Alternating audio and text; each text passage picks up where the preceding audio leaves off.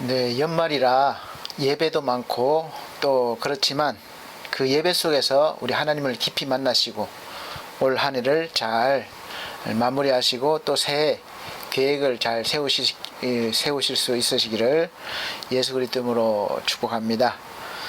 또 마지막 주 예배를 맞이했습니다. 그래서 벌써 한 해가 후딱 지나갔네요. 오늘 또 마지막 주 예배를 위해서 우리 먼저 찬송 한 장 드리고 예배 드리도록 하겠습니다. 찬송가 502장, 새 찬송가 445장입니다. 다 같이 찬송 드리시겠습니다. 502장, 새 찬송가 445장입니다.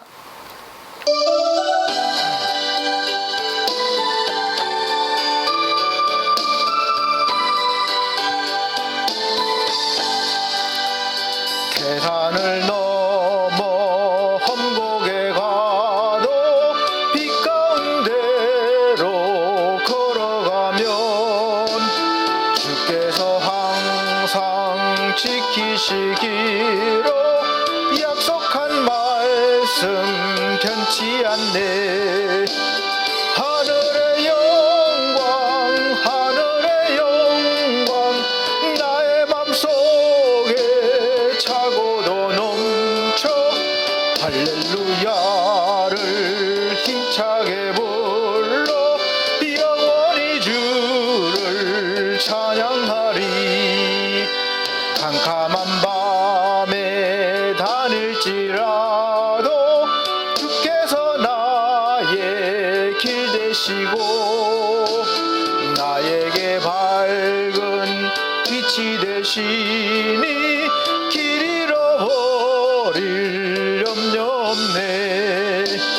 하늘의 영광 하늘의 영광 나의 맘속에 차고도 넘쳐 할렐루야를 힘차게 불러 영원히 주를 찬양하리. 광명한 그 빛 마음에 받아 명랑한 천국 바라보고 할렐루야를 힘차게 불러 날마다 빛에 걸어가리. 하늘의 영광 하늘의 영광 나의 맘속에 차고도 넘쳐 할렐루야를 힘차게 불러 영원히 주를 찬양하리. 아멘. 네, 다 같이 묵도하심으로 오늘 마지막 주 예배를 하나님 앞에 기쁨으로 감사함으로 드리도록 하겠습니다. 다 같이 묵도하시겠습니다.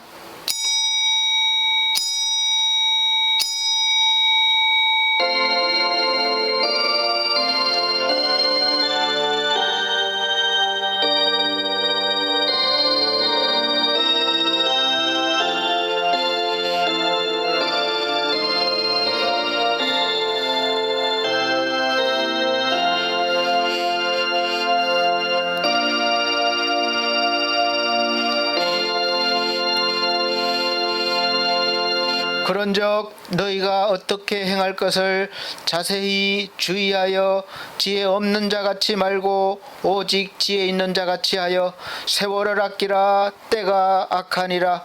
그러므로 어리석은 자가 되지 말고 오직 주의 뜻이 무엇인가 이해하라. 술 취하지 말라. 이는 방탕한 것이니 오직 성령의 충만을 받으라. 시와 찬미와 신령한 노래들로 서로 화답하며 너희의 마음으로 주께 노래하며 찬송하며 범사에 우리 주 예수 그리스도의 이름으로 항상 아버지 하나님께 감사하며 그리스도를 경외함으로 피차 복종하라. 아멘. 네, 찬송가 3장으로 찬송 드리도록 하겠습니다. 찬송가 3장, 새 찬송가는 5장입니다. 찬송이 짧기 때문에 정성을 다하셔서 마음을 다하셔서 집중하셔서 찬송하시길 바랍니다.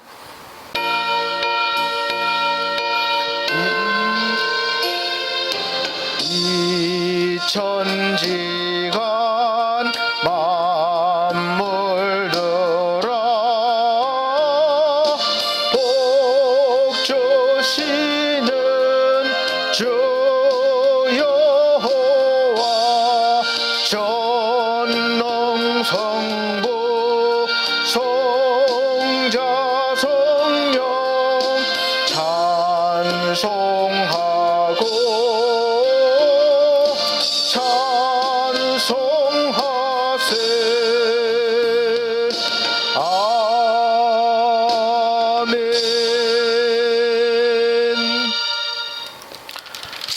네, 성시교독 교독문 50번입니다. 찬송가 뒤에 교독문 50번 빌립보서 4장. 제가 한 절, 우리 성도님들께서 한 절 봉독해 나가도록 하겠습니다.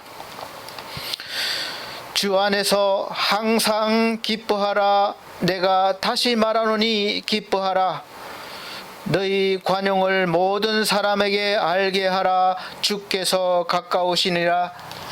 아무것도 염려하지 말고 오직 모든 일에 기도와 간구로 너희 구할 것을 감사함으로 하나님께 아뢰라.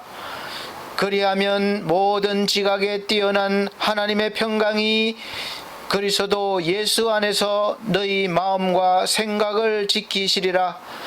정말로 형제들아, 무엇에든지 참되며 무엇에든지 경건하며 무엇에든지 옳으며 무엇에든지 정결하며 무엇에든지 사랑할 만하며 무엇에든지 칭찬할 만하여 무슨 덕이 있든지 무슨 기림이 있든지 이것들을 생각하라. 너희는 내게 배우고 받고 듣고 본 바를 행하라. 그리하면 평강의 하나님이 너희와 함께 계시리라. 아멘. 다 같이 사도신경으로 신앙고백 드리도록 하겠습니다.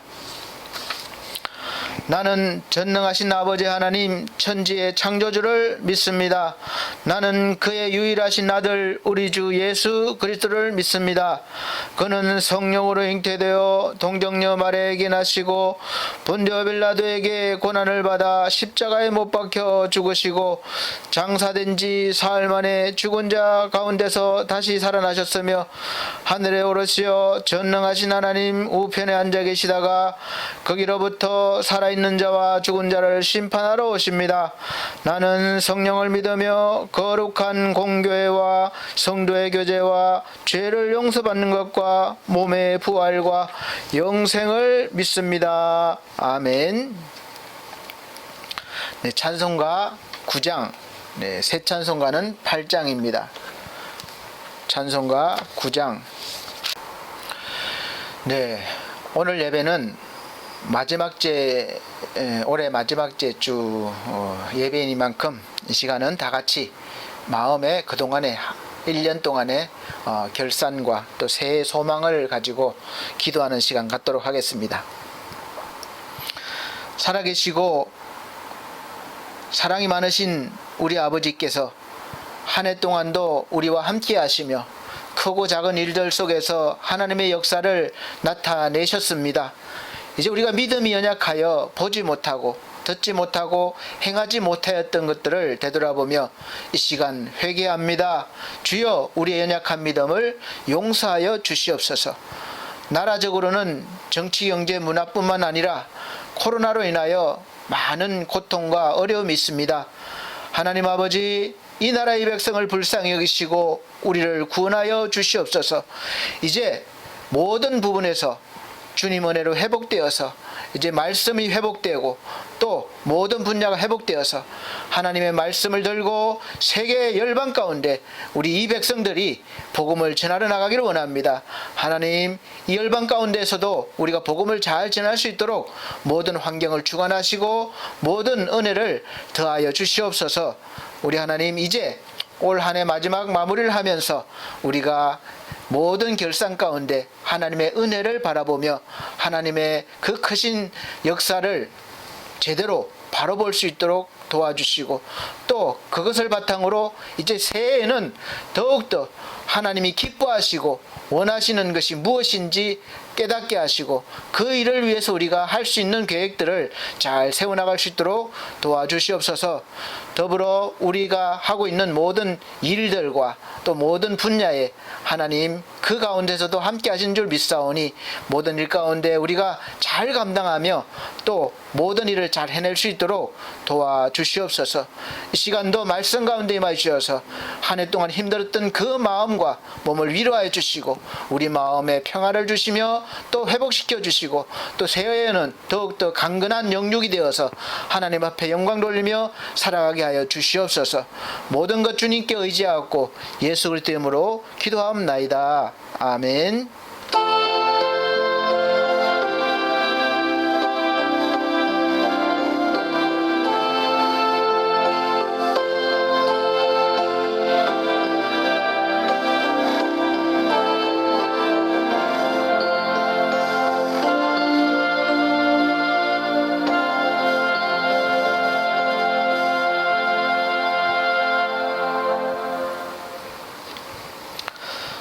네, 성경 말씀 보시겠습니다. 신약 성경 고린도 후서입니다. 고린도 후서 6장. 신약 성경 고린도 후서 6장 4절로 10절 말씀입니다. 4절로 10절 말씀 제가 봉독해 드리도록 하겠습니다. 오직 모든 일에 하나님의 일꾼으로 자천하여 많이 견디는 것과 환난과 궁핍과 곤란과 메마름과 갇힘과 요란한 것과 수고로움과 자지 못함과 먹지 못함과 깨끗함과 지식과 오래 참음과 자비함과 성령의 감화와 거짓이 없는 사랑과 진리의 말씀과 하나님의 능력 안에 있어 의의 병기로 좌우하고 영광과 욕됨으로 말미암으며 악한 이름과 아름다운 이름으로 말미암으며 속이는 자 같으나 참되고 무명한 자 같으나 유명한 자요 죽은 자 같으나 보라 우리가 살고 징계를 받는 자 같으나 죽임을 당하지 아니하고 근심하는 자 같으나 항상 기뻐하고 가난한 자 같으나 많은 사람을 부유하게 하고 아무것도 없는 자 같으나 모든 것을 가진 자로다. 아멘. 네, 우리 사랑하는 반석교회 성도 여러분, 오늘 이제 한 해 마지막 주 예배를 드리고 있는데 새롭죠. 항상 뭐 금방 지나간 것 같아요. 항상 뭐 올해 이맘때쯤 되면 뭐 다사다난했다는 말이 많이 나오는데 사실 다사다난했던 것은 사실이지만 올해는 유독 더 그런 것 같고 아직도 사실 진행 중입니다. 지금쯤 보통은 이제 올해 새해에 시작된 모든 일들을 계획하고 했던 일들을 되돌아보면서 결산하고 새해를 준비하면서 세운 계획을 또 다시 점검해 보면서 보내야 하는데 사실 올해는 결산할 기분이 안 나시는 분들이 많이 계실 거예요.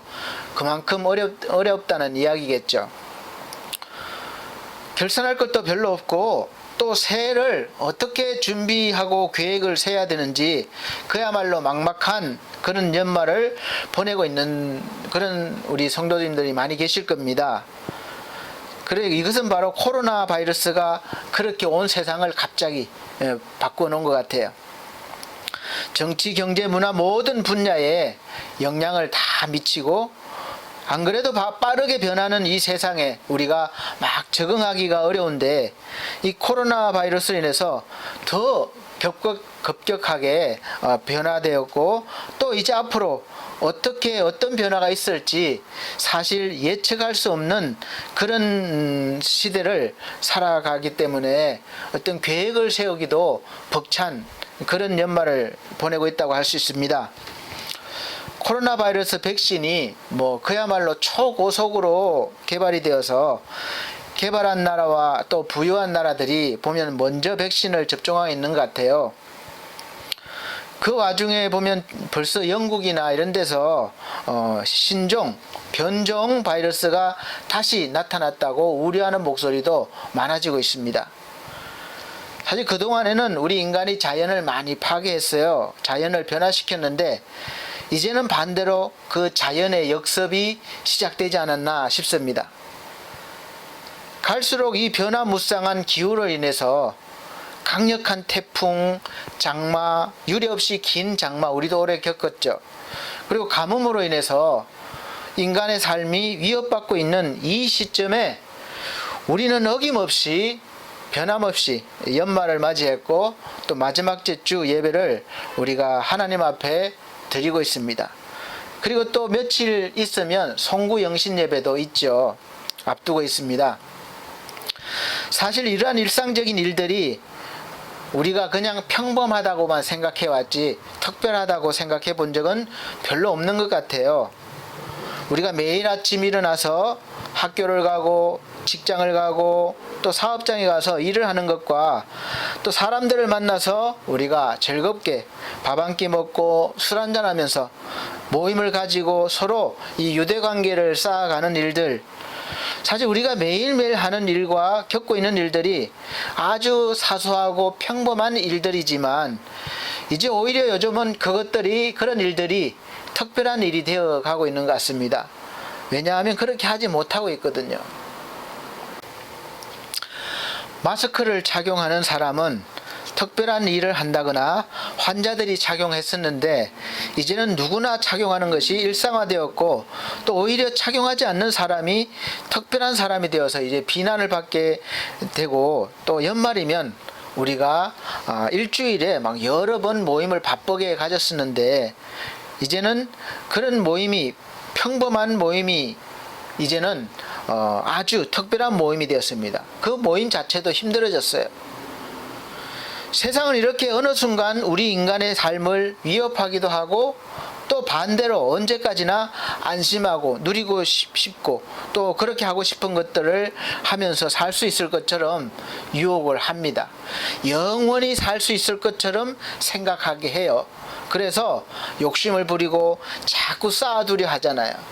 내가 영원히 살 것처럼. 많은 사람들이 나는 죽는다는 생각을 안 하고 살아갑니다. 나는 나이 안 먹겠지. 언제나 청춘이겠지. 그래서 그런 마음 먹고 살아가다가 어느 날 돌아보면 벌써 내 나이가 이렇게 되었구나. 또 내가 이렇게 되었구나. 이렇게 깨닫게 되는 거죠. 이러한 세상 속에서 세상에 살지만 세상의 이치와 또 법칙을 벗어나서 살면서 세상을 밝히는 그런 사람들이 있습니다. 바로 그 사람들은 그리스도인입니다. 세상의 법칙과 이치에 맞지 않게 사니까 언제나 이 세상은 그리스도인들을 못마땅하게 여기고 또 배척해 온 것을 성경을 통해서 우리가 잘 알 수가 있습니다.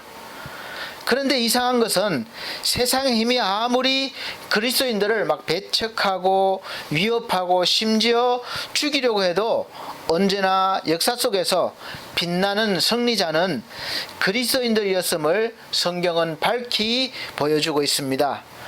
감히 세상이 감당하지 못하는 사람들이죠. 세상보다 더 큰 존재인 하나님께서 그들과 함께 계시기 때문에 그렇습니다.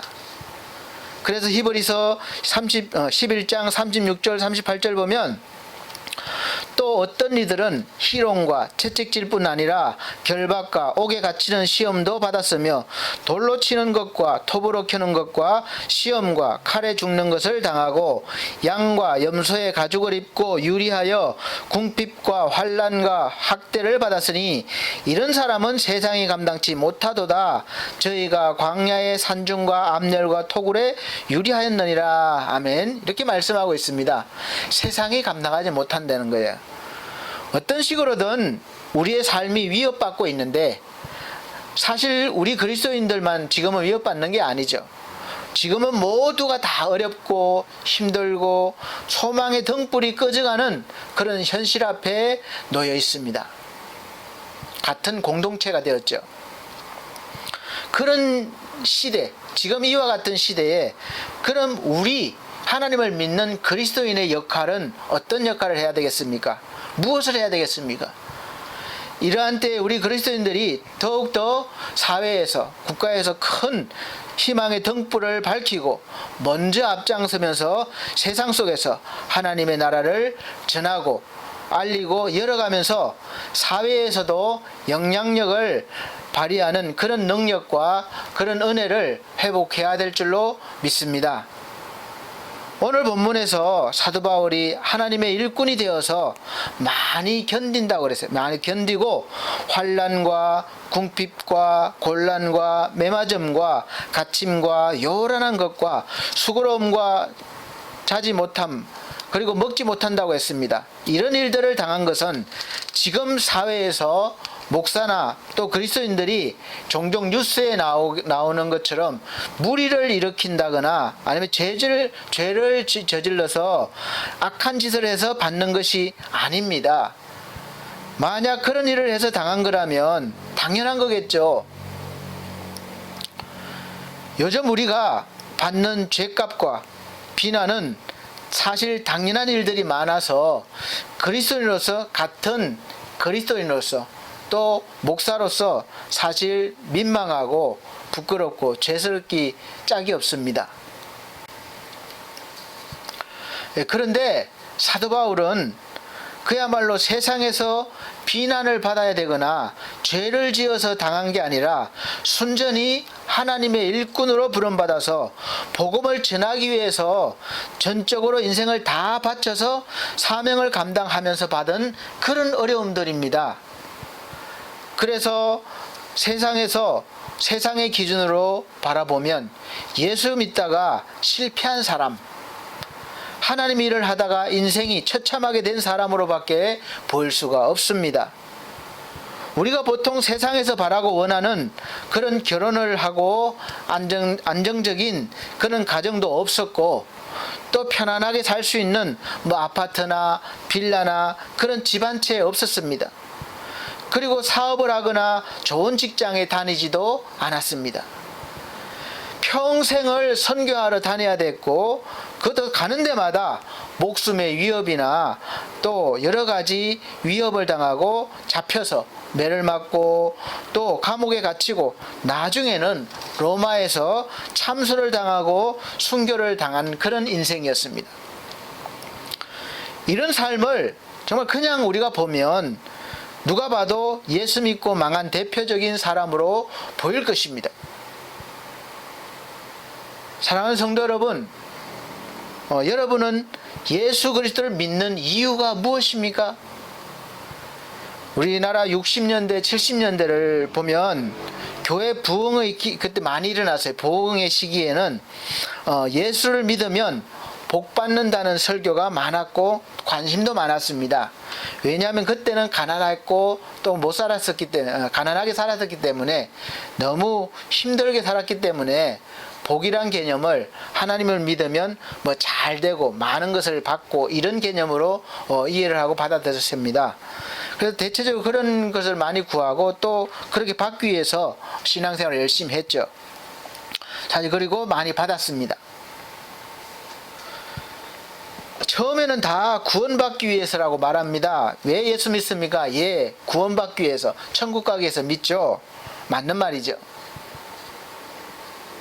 그런데 신앙생활을 시작하면서 점점 날이 갈수록 그 연수가 쌓일수록 예수의 이름을 이용해서 세상의 기준에 맞는 그런 삶을 살기 위해서 기도하고 구하고 열심히 해서 하나님께 복 잘 보여가지고 복을 받으려는 그런 율법적인 종교 생활을 하는 사람으로 점점 변해가는 것을 볼 때마다 안타깝습니다. 그리고 그렇게 살지 못하는 사람들을 바리새인들처럼 비난하고 오히려 정죄하고 있습니다. 그렇게 가난한 것은, 그렇게 일이 잘 안 풀리는 것은, 그렇게 고난당하는 것은 바로 당신이 믿음으로 바로 살지 못해서, 믿음이 부족해서 그렇다, 기도하지 않아서 그렇다, 그렇게 바리새인같이 정죄하는 신자들도 꽤 많이 있습니다. 하나님께서는 항상 하나님의 뜻을 먼저 이루시고 또 하시기를 원하시는데 사실 우리는 그 반대로 하면서 살고 있죠. 그래서 10계명도 1에서 제4계명까지는 우선순위를 하려는 거예요. 다 하나님에 관한 일입니다. 하나님을 경배하고 하나님만 섬기라는 것이죠. 하나님을 기억하라는 것입니다. 하나님을 우선하는 것이고 그 다음부터 사람에 관한 것으로 주어졌습니다. 그래서 예수께서도 마태복음 6장 33절에 분명하게 말씀하셨습니다. 그런즉 너희는 먼저 그의 나라와 그의 의를 구하라. 그리하면 이 모든 것을 너희에게 더하시리라. 아멘. 그렇게 말씀하셨어요. 예수님께서 우리에게 돈, 떡 필요한 줄 아시죠? 그러나 그것보다 먼저 하나님의 나라와 의를 구하라는 거예요. 그러면 우리가 그렇게 필요한 것을 더해 주신다는 것이죠. 이렇게 말씀하신 것은 항상 그 우선순위를 어디에 놓고 살아야 할지를 말씀하고 계시는 것입니다. 사실 현실적으로 목사인 저 역시도 말씀보다는 이 눈에 보이는 떡에 눈이 가고 생각이 가고 행동할 때가 상당히 많이 있습니다. 아마 여러분도 그럴 것이에요. 왜냐하면 떡 문제는, 그러니까 돈 문제는 당장 우리 현실 앞에 있고 현실 속에서 위력을 발휘하기 때문에 그렇습니다. 돈의 힘이 얼마나 좋습니까? 그러나 그 떡 문제를 넘어서서 하나님의 말씀은 우리의 삶을 모든 분야에서 주관하시기 때문에 우선순위가 바뀌면 항상 마음에 평안이 없어지기 때문에 정말 그 순위가 바뀌면 안 될 것입니다. 말씀을 우선순위로 하면서 산다고 해서 떡 문제가 바로 없어지거나 해결되는 그런 게 아닐 수도 있습니다. 이 떡은 언제나 우리 삶에서 필요한 부분이고 또 평생 떡 문제는 우리를 떠나지 않습니다. 여러분, 우리가 죽을 때까지 돈 문제는 항상 가지고 있어요. 죽어서도 돈이 있어야 장례를 치릅니다. 돈 없으면 장례도 못 치러요. 그러니까 이 돈 문제는 우리 전 분야에 다 필요로 하고 떠날 수가 없는 문제죠. 그래서 이 돈 문제에서 떡에서 자유로울 수 있는 사람은 아무도 없을 것입니다. 부자는 부자대로, 중상층이면 중산층대로, 가난한 사람은 가난한 대로 돈은 늘 우선순위가 되고 그 문제에 우리가 사로잡혀서 돈의 노예로 살아가고 있는 것이죠. 그러나 하나님의 말씀이 우선순위가 되면 그 돈 문제로부터 우리를 자유케 하십니다. 떡 문제가 있어도 그 문제에 사로잡히지 않고 하나님의 일꾼으로서 사명을 잘 감당해 나갈 수가 있는 것이죠. 그것을 사도 바울은 전 생애를 통해서 우리에게 보여주고 있습니다. 우리 그리스도인들에게는 항상 두 가지의 평가가 따릅니다. 오늘 본문에서 보면 그렇죠. 왜냐하면 땅에 살지만 하늘에 속한 사람들이기 때문에 그렇습니다. 올 한 해를 마무리하면서 사랑하는 성도 여러분들이 올 한 해 어디서 또 어디에 속해서 살아오셨는지 이 시간 말씀을 잘 들으시면서 깊이 묵상해 보시길 바라면서 새해에는 또 어떤 계획을 세워야 하는지 지혜를 받으시기를 예수 그리스도 이름으로 축복합니다. 우리에게는 두 가지의 평가가 있습니다. 두 가지 이름이 있어요. 오늘 본문에서와 같습니다. 영광도 있고 욕됨도 있으며 악한 이름과 아름다운 이름, 그리고 속이는 자 같으나 참된 자, 무명한 자 같으나 유명한 자요, 죽은 자 같으나 살아있고, 징계를 받는 자 같으나 죽임을 당하지 아니하고, 근심하는 자 같으나 항상 기뻐하고, 가난한 자 같으나 많은 사람을 부유하게 하고, 아무것도 없는 자 같으나 모든 것을 가진 자. 바로 이 두 가지 평가와 두 가지 이름이 있는 것이죠. 복음을 전할 때 하나님께서는 영광이 되나 세상에서는 우리가 욕을 먹을 수가 있습니다. 욕된 자가 될 수 있어요. 손가락질 받을 수 있습니다. 바리새인이나 세상 사람들 앞에서는 예수의 복음을 전하는 일이 그야말로 악한 일이었습니다. 그들은 예수와 그들을 따르는 자들을 참난 데다, 그러니까 신을 모욕한다로까지 그렇게 여겼고, 그렇게 해서 죽이려고 하신 거죠. 그러나 하늘에서는 이 그리스도인이라는 이름은 얼마나 위대하고 아름다운 이름입니까? 바리새인이나 그들은 감히 흉내낼 수 없는 그런 이름이에요. 속이는 자 같고 거짓으로 사람들을 유혹한다고 했지만 결국은 참된 진리를 믿고 쫓고 전하는 사람들이었고, 또 이름이 없이 무명한 자 같지만 하나님께 기억되는 유명한 자였습니다. 누가복음 16장의 대표적인 예로 나옵니다. 이 세상에서 부자로 사는 영감이 나와요. 부자 영감, 이름이 없습니다. 무명한 자였어요. 물론 세상에서는 유명했겠죠. 우리가 지금 우리나라에 대해 부자들 하면 이름 많이 알고 계시죠? 여러분 거지 이름 아십니까? 모르시죠? 이와 같습니다. 그러니까 부자 영감은 세상에서는 유명한 자였지만 성경에서 보면 참 완전히 반대되는 것이 나타나는 거예요. 그 앞에 있는 거지는 분명히 거지였지만 나사로라는 이름이 있어요. 그러나 세상에서는 그 이름을 알아주는 이가 없겠죠. 거지니까. 근데 성경에서 그 장면이 바뀐 장면이 나옵니다. 이름도 없던 무명한 자였던 거지 나사로는 세상에서는 무명한 자였지만 하나님 앞에서는 나사로라는 이름으로 불리는 유명한 자가 되었습니다. 그러나 이 부자 영감은 세상에서는 유명했는지 모르지만 하나님께는 이름이 없는 무명한 자였습니다. 이름이 불려지지 못했어요. 그래서 결국 이 부자 영감은 불타는 그 지옥에서 고통하고 있었지만 이 거지였던 나사로는 하나님의 품에 행복한 모습으로 안겨 있었던 것이죠. 그래서 우리 사랑하는 여러분들은 세상에서 너무 유명해지는 데 힘쓰지 마시고 하나님께 이름이 불려지는 데 힘써야 할 것입니다. 세상에서 유명해도 하나님 앞에서 이름도 없는 무명한 자가 되면 구원받지 못합니다. 죽은 자 같으나 살아있는 자라는 것은 예수 그리스도께서 가장 모본을 보여주셨습니다. 십자가에서 그야말로 아무 힘없이 실패자로 죽은 자가 되었지만 죽으신 지 3일 만에 영원히 사시는 자로 다시 부활하셨고 승리자가 되셨고, 예수 그리스도를 따르는 그런 자에게도 이와 같은 생명과 승리를 주셨습니다.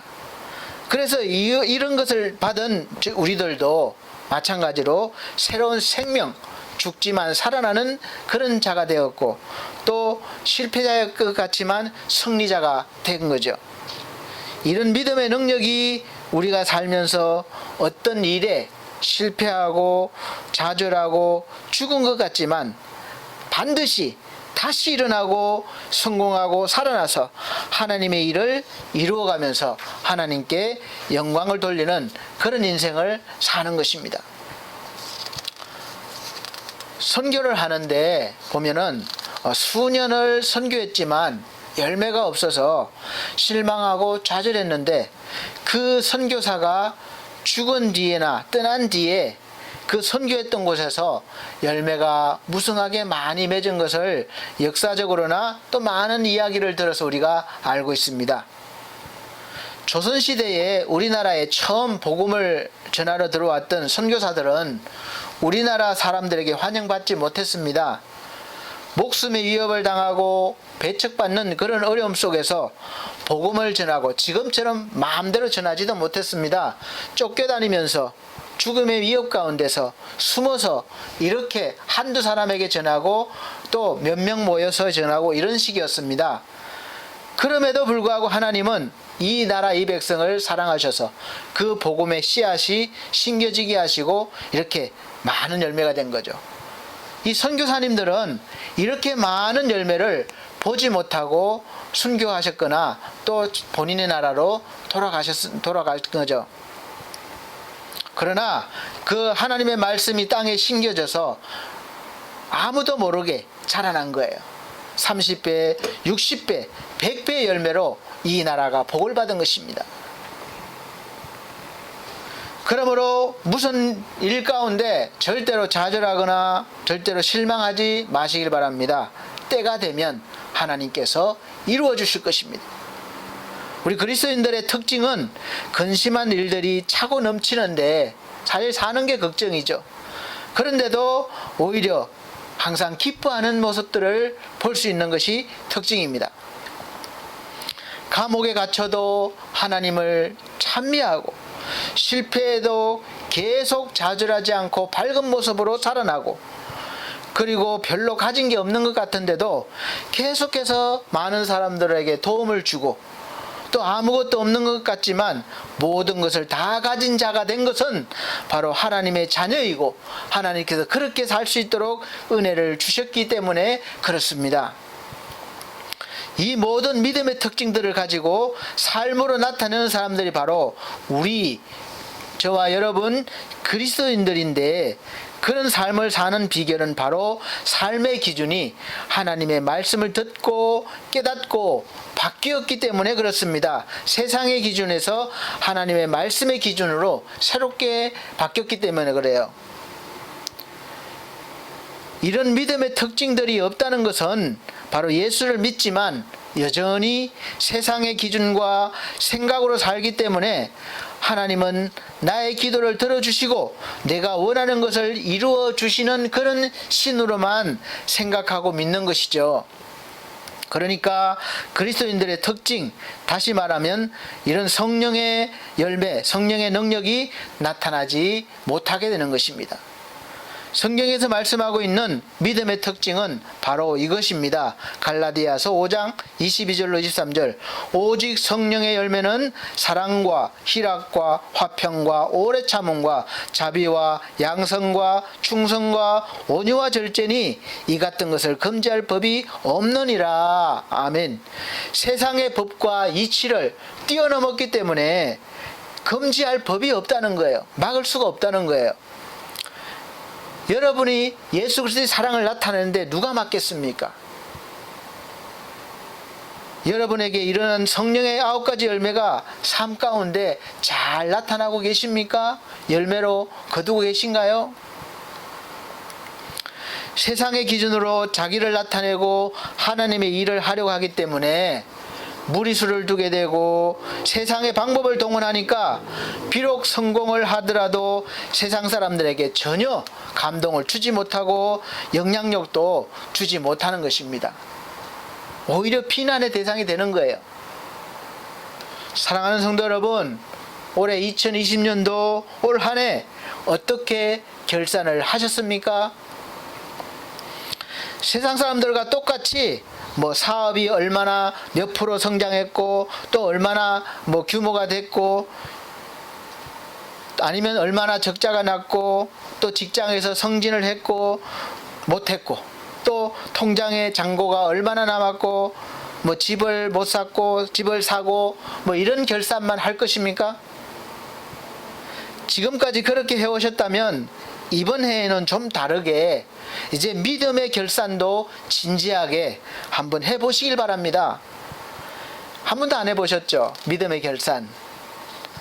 예수 믿고 신앙생활한 지가 얼마나 되었는데 이 믿음의 성장은 얼마나 성장했는지, 아니면 오히려 더 떨어졌는지, 적자인지, 그리고 올 한 해는 특별히 믿음을 점검하고 평가하고 내년에는 더 믿음을 성장시키는 그런 계획을 세워야 할 그런 시점입니다. 필요해요. 왜냐하면 지금 시기가 그렇습니다. 그렇게 하지 않으면 믿음을 더 이상 유지하기가 힘들어집니다. 당분간은 교회를 통한 신앙생활 훈련을 하지 못할 수도 있기 때문에 이 스스로의 믿음을 지키기 위한 아주 철저한 계획을 세우고 실천할 수 있어야 합니다. 이 목회자에게도 새로운 시험대이지만 성도 여러분들도 믿음의 시험대에 오른 그러심을 잊지 마시길 바랍니다. 지금 믿음의 시험을 하고 있는 거예요. 받고 있는 거예요. 여러분 예배 생활 얼마나 잘하고 계십니까? 각 처소에서 예배 드린다고 소홀하지는 않고 있는가요? 그리고 헌금 생활을 얼마나 잘하고 계십니까? 온라인으로 예배를 드리다 보니까 각 교회마다 헌금이 많이 줄었다는 소리가 있습니다. 목사들은 항상 이 헌금 이야기 하기가 상당히 부담스럽습니다. 잘못하면 시험 받는 분들이 많이 계시기 때문에 그래요. 그러나 우리가 하나님께 드리는 예물은 굉장히 소중하고 또 중요한 부분입니다. 믿음 생활, 신앙 생활에 있어서 정말 꼭 필요한 것이기도 합니다. 교회에 올 때에는 그래도 눈치가 보이니까, 목사님 눈치 보이고 다른 사람 눈치 보이니까 그나마 보여드리기 위해서 드리는 예물도 있었을 겁니다. 그런데 이제는 집에서나 처소에 드리니까 목사님 눈치 볼 필요도 없고 다른 사람 눈치 볼 필요가 없기 때문에 헌금에 대한 관심도도 그만큼 떨어졌습니다. 그래서 줄은 거겠죠. 그러니까 그동안 하나님께 드리는 훈련이 안 돼 있던 거죠. 그러나 여러분이 보이지 않는 곳에서 드리는 헌금이 어쩌면 여러분의 믿음의 분량일 수도 있다는 것을 아시길 바랍니다. 하나님께 드리는 만큼 여러분의 믿음이라고 보시면 되는 거예요. 목사님 무슨 그런 말씀하세요? 그렇게 생각할 수 있겠지만, 여기서 제가 말씀드리는 것은, 그 만큼이라는 것은 각자의 형편에서 하나님을 얼마나 생각하고 진심으로 드리냐는 것이지, 양이 많고 적고를 말씀드리는 것은 아닙니다.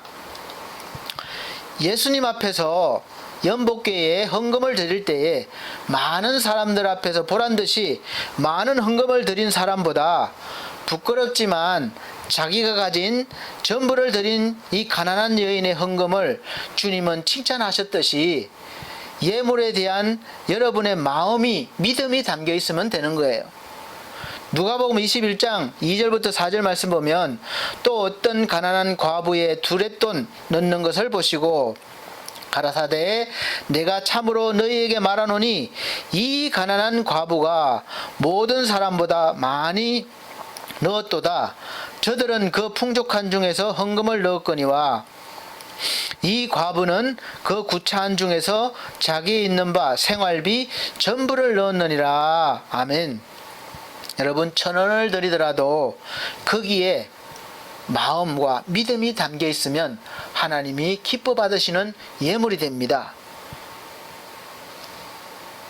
내가 오늘 커피 한 잔 안 마시면 되지 이런 마음으로 드리는 그런 것은 하나님 앞에 드리는 예물을 커피값 정도로만 생각하는 그런 믿음밖에는 안 되는 것입니다. 돈은 거짓말하지 않아요. 사람이 거짓말하는 거예요. 어떤 사람이든지 거짓말로 헌금을 이만큼 하는 사람은 없어요. 그러나 말로는 얼마든지 이만큼 믿음 있다고 말할 수 있습니다. 11조와 각종 예물도 그렇습니다. 11조를 내면서 의무적으로 내고 복 받는 것을 마치 하나님과 거래하는 마음으로 내가 드렸으니까 하나님이 복을 주시겠듯 당연히 받을 자격이 있는 것처럼 생각하고 드린다든지, 뭔가 마음으로 헌신하는 일도 그렇고 나를 알아달라고 이렇게 드리는 것도 그렇고, 그 모든 것에 여러분의 믿음과 마음이 담겨 있지 않고 하나님께 드림으로 무엇을 얻는 대가로 생각하고 드린다면 하나님이 진정으로 기뻐하시는 예물이 될 수 없을 것입니다. 그러나 그럼에도 불구하고 하나님은 우리의 그런 마음과 생각을 아시고 연약함을 아시기 때문에 여전히 그런 부족함으로 드리는데도 불구하고 복을 내려주시고 기도에 응답도 해주시는 것은 모든 것이 다 주 예수 그리스도께서 우리를 위해서 이루어 놓으신 일, 그 일 때문에 그렇다는 것을 믿으시길 바랍니다. 우리는 부족하지만 예수 그리스도를 통해서 온전하게 완벽하게 하나님께 올려지기 때문에 그렇습니다. 그래서 무엇을 하든지 다 예수 그리스도의 이름으로 하라는 것입니다. 사랑하는 성도 여러분, 세상에서 유명하고 하나님 앞에서 무명한 자가 되고 싶습니까? 아니면 세상에서는 무명한 자이지만 하나님 앞에서 이름이 불려지는 유명한 자가 되고 싶으십니까? 세상에서 하나님의 일을 하다가 악한 이름으로 남고 하늘에서 아름다운 이름으로 영원히 남고 싶진 않으신가요? 아니면 세상에서 내 욕심 부리고 세상 사람들과 똑같이 아름다운 이름으로 살다가 하늘에서는 악한 이름으로 남고 싶습니까?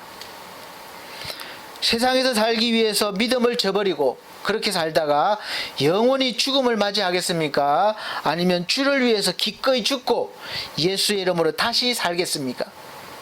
세상 사람들과 똑같이 먹고 사는 일에 매일매일 근심하면서 사시겠습니까? 아니면 예수 그리스도 안에서 성령 충만함으로 항상 기뻐하고 감사하는 자로 살겠습니까? 나에게 가진 것이 무엇이든지 나만을 위해서 사는 그런 가난한 사람으로 사시겠습니까? 아니면은 예수의 이름으로 많은 사람들을 부욕해 하는 그런 삶을 사시겠습니까? 저는 우리 성도님들이 지혜롭게 하나님께서 기뻐하시는 선택으로 아무것도 없는 자 같으나 모든 것을 다 가진 자로 사실 수 있기를 예수 그리스도로 축복합니다. 모든 것을 다 가진 자로 산다는 것은 바로 모든 것을 다 가진 바로 하나님과 함께 하나님의 자녀로 하나님의 도우심으로 사는 것이기 때문에 그렇습니다. 이제 며칠 남지 않은 그런 시간 동안 여러분들이 올 한 해 이루어 놓으신 모든 일들을 잘 결산하시기 바랍니다. 그리고 또 새해를 잘 계획하시길 바랍니다. 그리고 올 한 해에는 반드시 필요한 것이 바로 믿음의 결산도 해보시고 그 결산을 바탕으로 새해에 믿음의 계획을 잘 세우시기를 부탁드립니다. 그리고 송구영신 예배 때 그 믿음의 계획과 마음의 소원을 가지고 하나님 앞에 먼저 올려드리고 하나님께서 거기에 그 믿음의 복을 주실 것임을 믿으시길 바랍니다. 우리 사랑하는 성도님들의 결산과 새해 계획에 하나님께서 주시는 은혜가 넘치시고 지혜가 넘치셔서 하나님이 기뻐하시고 또 하나님의 뜻이 온전히 이루어지는 그런 결산과 계획이 되시기를 예수 그리스도로 축복합니다. 기도하겠습니다. 하나님 감사합니다. 되돌아보고 또 앞을 예상하며 결산과 계획을 세우는 시점입니다. 아니 어쩌면 이미 그렇게 했을지도 모르겠습니다. 그러나 하나님 다시 한번 우리가 되돌아보면서 다시 한번 믿음의 결산을 하고 또 앞으로 믿음의 계획을 세울 수 있는 그런 은혜와 그런 하나님의 지혜를 주시옵소서. 지금까지 우리의 삶을 더욱더 새롭게 할 수 있는 그런 계획들이 되게 하여 주시옵소서. 날마다 함께 하시는 우리 주 예수 그리스도의 이름으로 기도하옵나이다. 아멘. 네, 봉헌의 시간입니다. 찬송가 454장, 새 찬송가는 397장입니다. 454장, 새 찬송가는 397장입니다. 준비하시면서 찬송 드리시면서 준비하신 예물 드리도록 하겠습니다.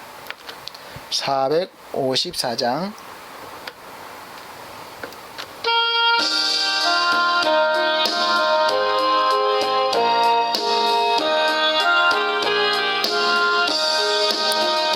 주 사랑 안에 살면 나 두려움 없으며 그 사랑 변함없어 늘 마음 편하다. 저 폭풍 몰아쳐서 내 마음 떨려도 주 나의 곁에 계셔 겁낼 것 없어라.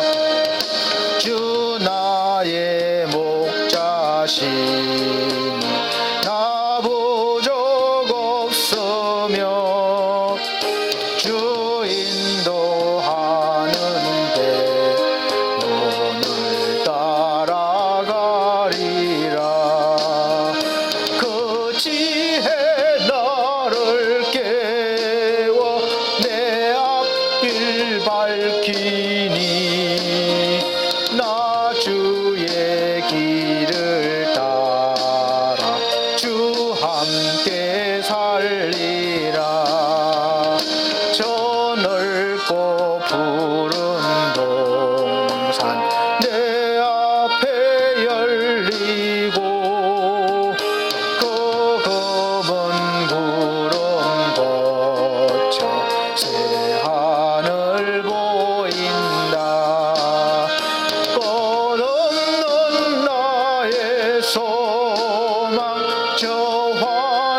생명길 참보배 되신 주 늘 함께 하소서.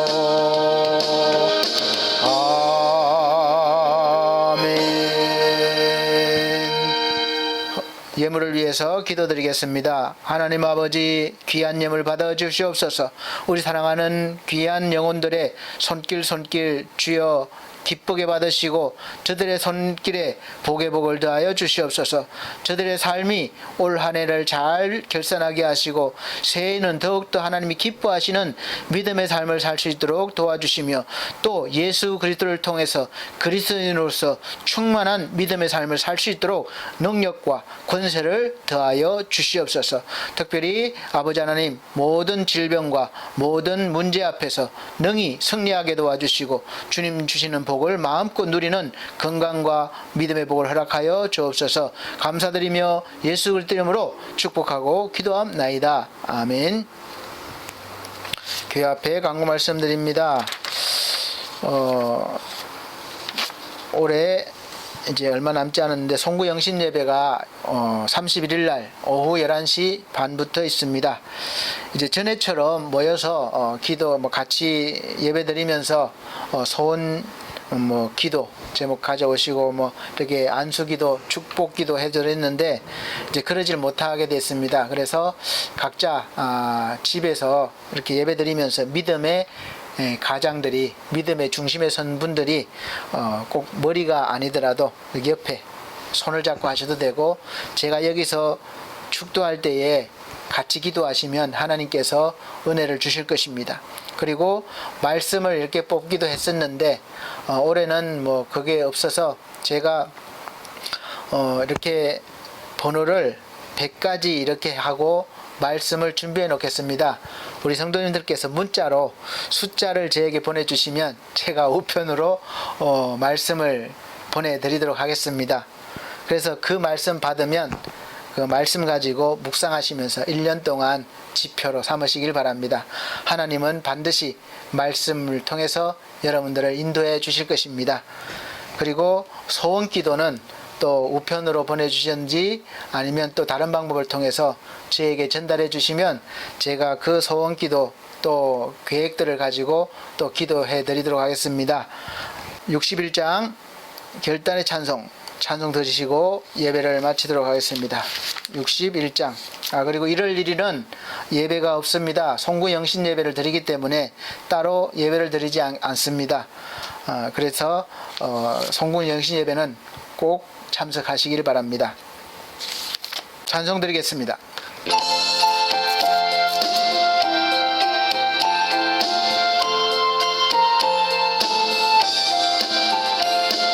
주여 복을 내옵나니 편히 가게 하시고 사람마다 주 은혜로 이기도록 하시고 광야 같은 세상에서 항상 인도하소서.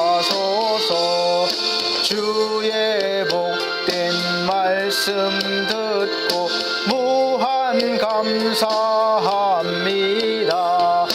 구원받은 주의 성도 열매 맺게 하시며 하나님이 우리 함께 항상 계시옵소서.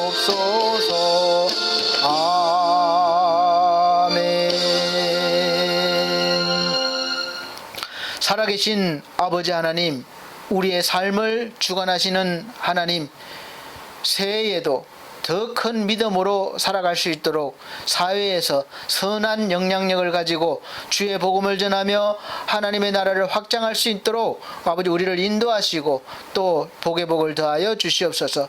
이제 남은 며칠 동안 올 한 해를 잘 마무리할 수 있는 은혜도 허락하여 주시옵소서. 사랑하는 성도들, 직장과 사업과 또 가정에 하나님 건강의 복을 주시고 또 충만의 복을 주셔서 모든 문제 앞에서 승리하게 도와주시고 새해에는 더욱더 큰 소망으로 맞이할 수 있는 은혜가 있게 하여 주시옵소서.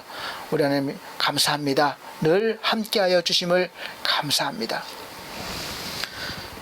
이제는 우리 주 예수 그리스도의 은혜와 하나님의 극진하신 사랑과 성령님의 감화 감동 교통하신 은혜가 날마다 하나님과 함께 결산과 계획을 세우고 이루어 나가기를 원하는 사랑하는 성도들 머리 위에 이 나라의 민족 위에 지금으로부터 영원토록 함께 계실지어다. 아멘.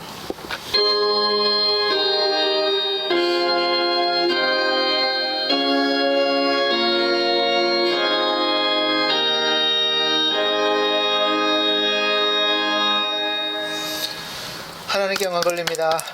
감사합니다. 송구 영신 예배 때 또 뵙겠습니다.